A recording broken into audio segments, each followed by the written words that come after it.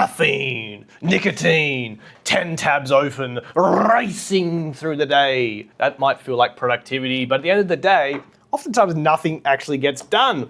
Bit of an overstimulation trap, and I'm of the opinion that we actually need to slow down sometimes to get more done. I've been on both ends. I've been on the end where I'm stimming up like there is no tomorrow, and I feel like I don't actually get much work done, but it feels like I'm being so productive. But then when I stopped, I took a step back and I calmed my mind, I was actually getting more tasks ticked off by the end of the day. Let me break it down for you. I think the problem starts with something which I want to call the overstimulation trap. And a lot of people and myself, I did not realize that I was stuck in a loop of overstimulation. I was just trying to chase that feeling when I was working throughout the day. How does that start? If we wake up in the morning, 5 a.m., 8 a.m., whatever it is, turn off our alarm, we scroll, already we're starting the problem. We're hitting the dopamine straight in the morning, shoveling it in. Then if we go try and work, that is gonna feel so boring, and we're just gonna be sitting there thinking about how can we get this to feel better? How can we get more in? Maybe we do a bit more scrolling. Maybe we get a coffee, make it a double, triple, quad shot. Maybe we pop another Zin. How do we get that going? Because we should feel good and powerful when we're working, right?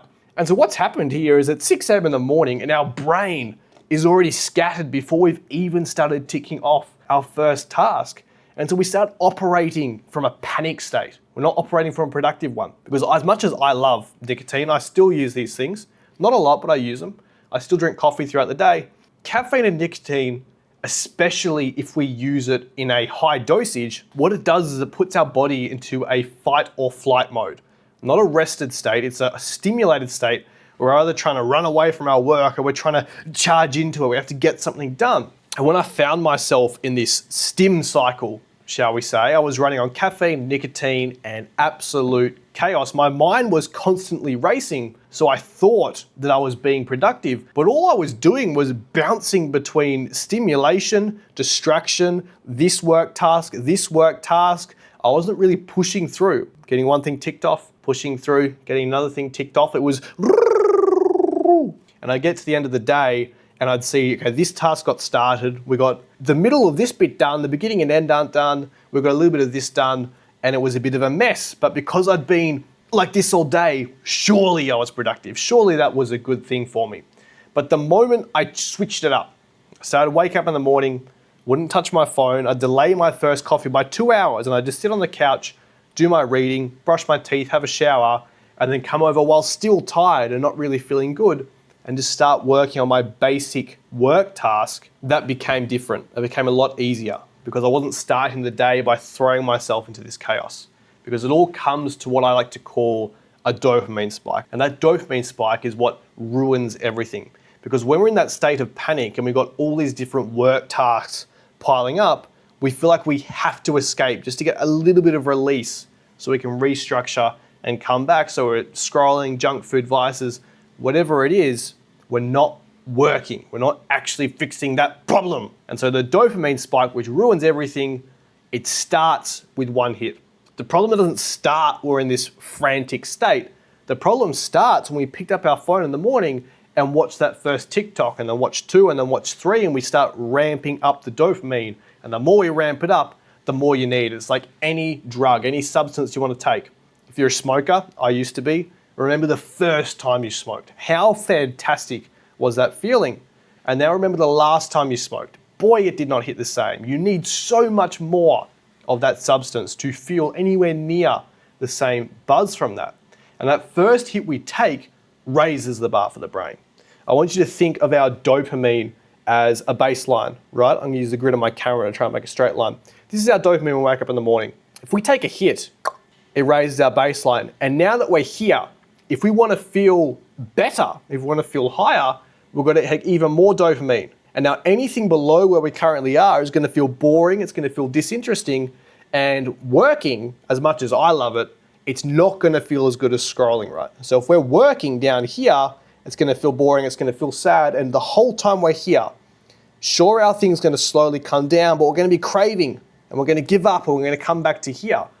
So the secret comes down to not going to that first hit, keeping ourselves at our baseline, because we're gonna feel pretty tired, etc. in the morning, So if we push through that and we start ourselves with our work, slowly that's going to feel better.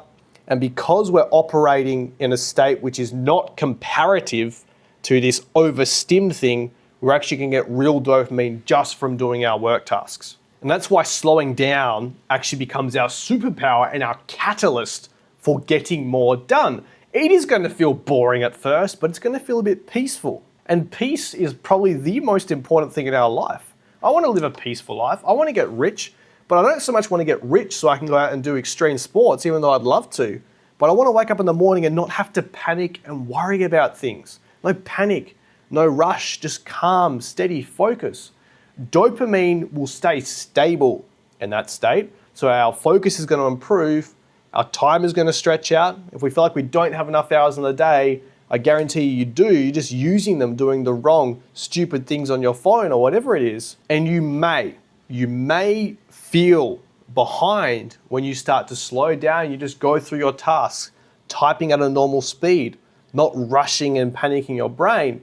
But if you do this for 2 days, one day where you scramble with dopamine and one day where you just go calm and you just go through your tasks, look at the list of what you get done each day, and you will actually get more real work done on the day where you just go through it like it's normal. You don't have to try and make some crazy, exciting adventure out of it. And so where's our battlefield?